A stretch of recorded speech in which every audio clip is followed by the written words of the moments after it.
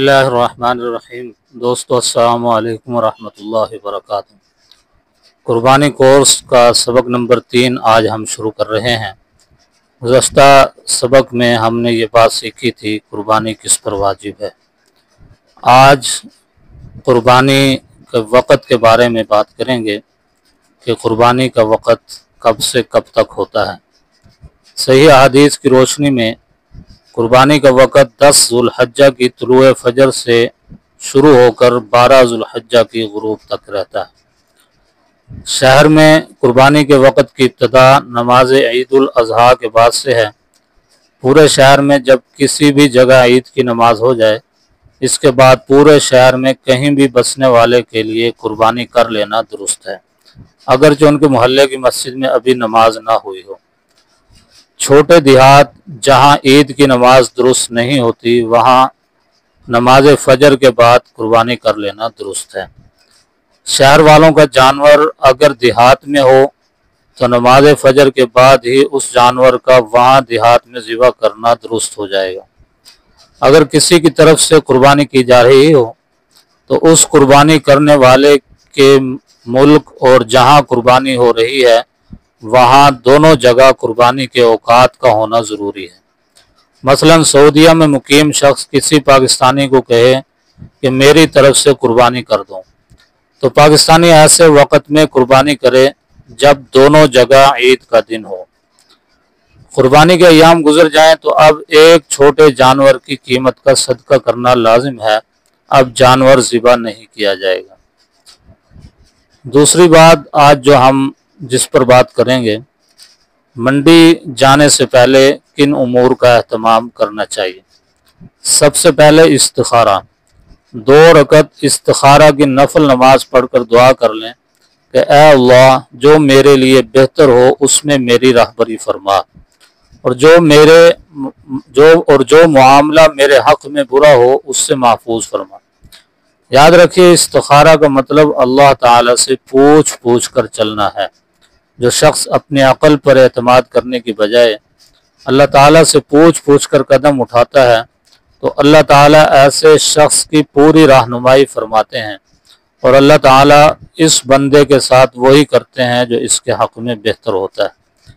دوسرا عمل صلاۃ الحاجت، گھر سے باہر نکلنے سے قبل 2 رکعت پڑھ لینا گھر سے باہر نکلنے کے بعد کی برائی سے بچا لیتا ہے، اس لیے منڈی جانے سے قبل 2 رکعت صلاۃ الحاجت پڑھ لینی چاہیے۔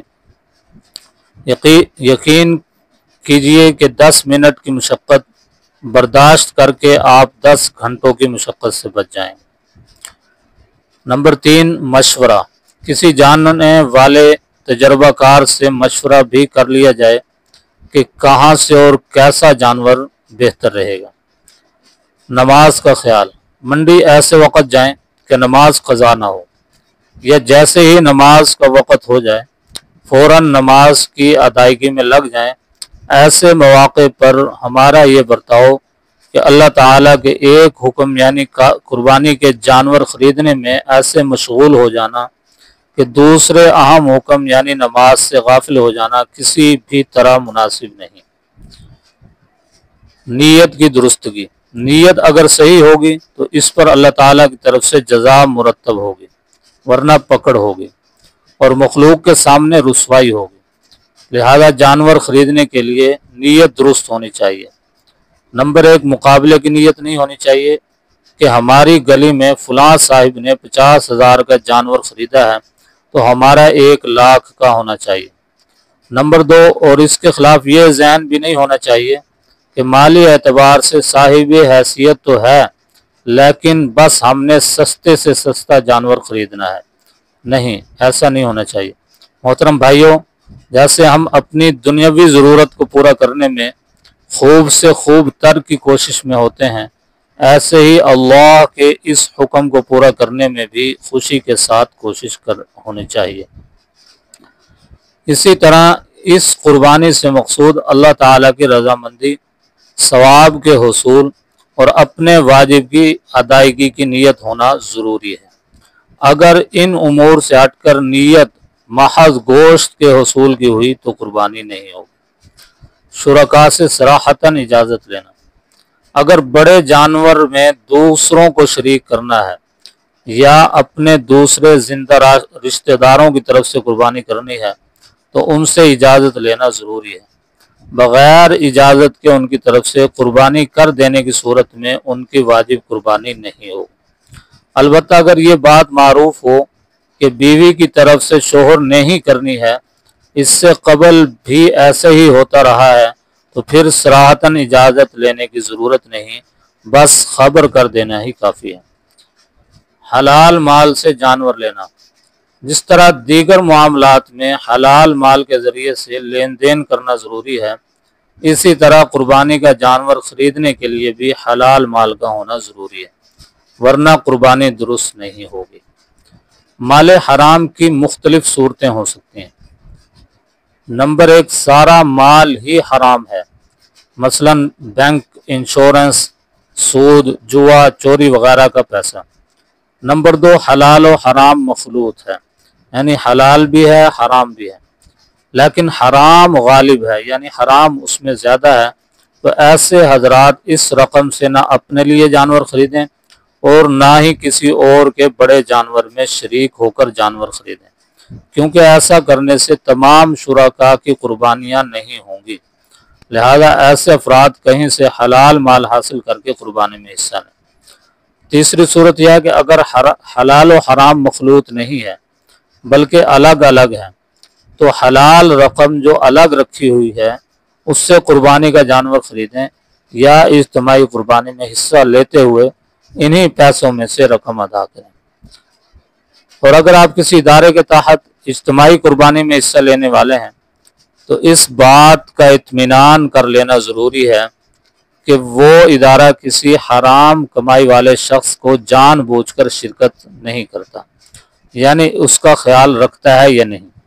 جانچنے اور پرکھنے کا طریقہ یہ ہے کہ محتاط اداروں کے دفتر میں بڑے الفاظ میں اعلان لگا ہوتا ہے کہ سود، جوا، بینک، انشورنس، ڈاکہ اور چوری کی رقم والے اجتماعی قربانی میں حصہ نہ لیں، ورنہ وہ خود ذمہ دار ہوں گے، یا پھر اس ادارے والے شرکاء کو زبانی ان چیزوں کے بارے میں آگاہ کر دیتے ہیں، تو پھر ایسے اداروں کی اجتماعی قربانی میں حصہ لینا درست ہے۔ پہلے سے جانور پالنا۔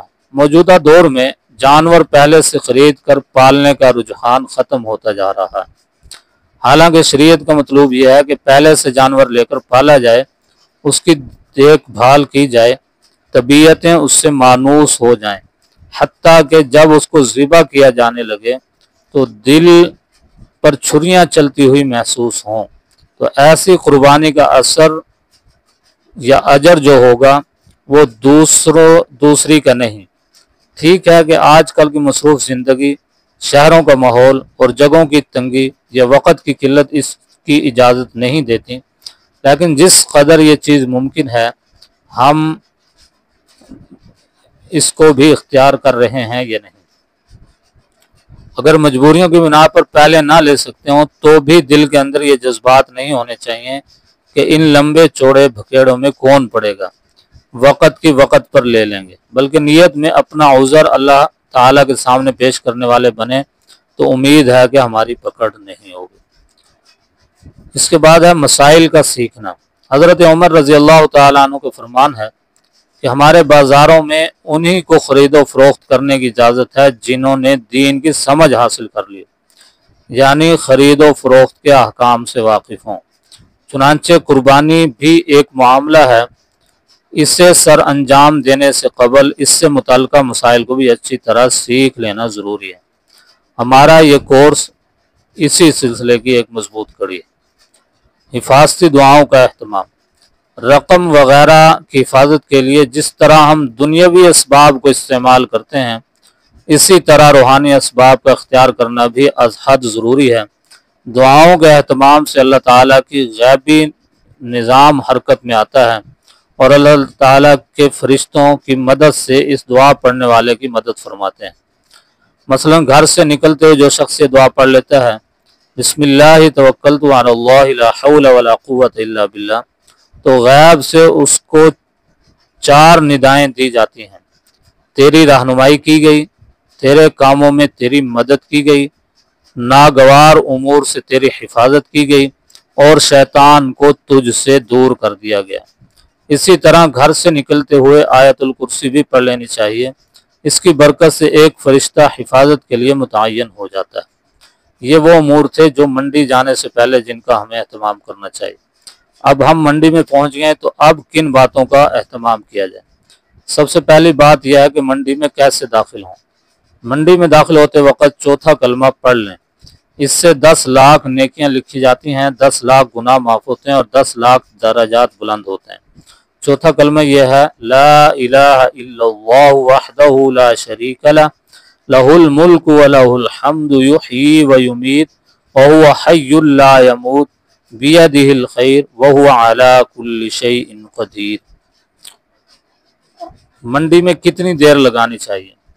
मंडियां बाजार हैं और बाजार अल्लाह ताला के नज़दीक अपनी ज़मीन में से बुरी जगह है, इसलिए फारिग होते ही फ़ौरन वहाँ से निकलें।